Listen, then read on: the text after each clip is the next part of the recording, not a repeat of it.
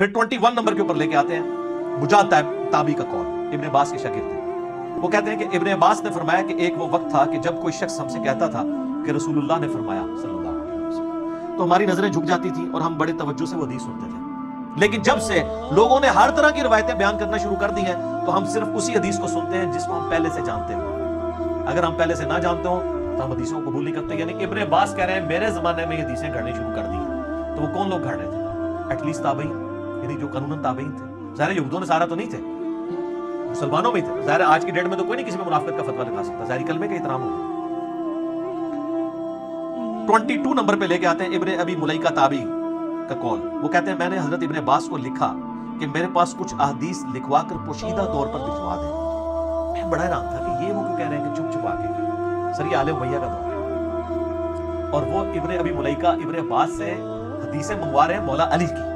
کیونکہ وہ نبی علیہ السلام کے اہل بیت میں سے، یہ آپ کو پتہ چل جائے گا۔ وہ ہم تو پھر گل بیچ کوئی اور پتہ چل جاتا ہے نا کیا ہے، کہتے ہیں چھپا کے مجھے نا وہ حدیثیں بھجوا دیں۔ تو حضرت ابن عباس نے فرمایا میں اس لڑکے کے لیے احادیث کے لکھے ہوئے ذخیرے میں سے صحیح احادیث کو ہی منتخب کر کے بھیجوں گا۔ پھر ابن عباس نے سیدنا علی کے کیے ہوئے فیصلے منگوائے، چونکہ مسلمانوں کے خلیفہ رہے تھے وہ، اور ان میں سے بعض باتیں لکھنے لگے اور بعض باتوں کو دیکھ کر فرماتے جاتے تھے اللہ کی قسم علی نے یہ فیصلہ نہیں کیا، اگر وہ ایسا کرتے تو وہ خود بھی راہ سے بھٹک جاتے۔ یعنی ابن عباس نے یہ کہا کہ حضرت علی کی وفات کے بعد ان کے علم کو بھی لوگوں نے پلوٹ کر دیا، اس میں اور باتیں شامل کر لی، تو حضرت علی کا علم بھجوانا چاہ رہے تھے تو چھپ چھپا کے آلے امیہ سے، یہ وجہ سے کربلا ہر جگہ ہوتی ہے۔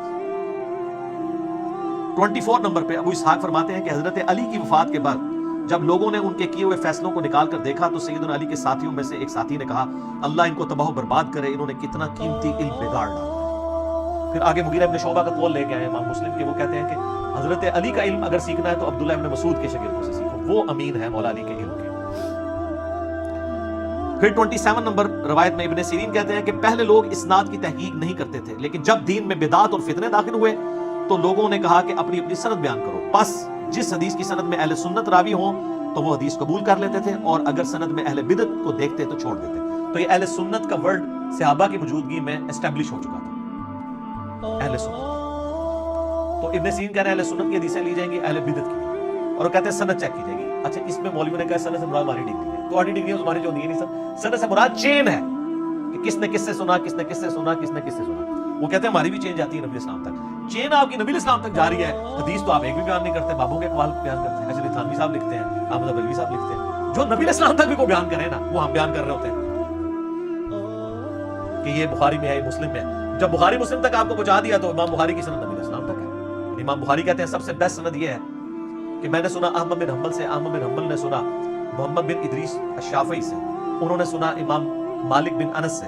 اور انہوں نے سنا امام نافع سے، اور نافع نے عبداللہ بن عمر سے، اور عبداللہ بن عمر نے نبی علیہ السلام سے۔ یہ پوری چین جب ہم بخاری مسلم کے حوالے دیتے ہیں تو ہماری بخاری تک سند ہونا ضروری نہیں ہے، بخاری مسلم کے اوپر تو اجماع امت ہے، شاہ ولی اللہ دہلوی نے بھی حجت اللہ البالغہ میں لکھا، جب ان تک ہم نے پہنچا دیا ان کی سند اوپر تک جائے گی۔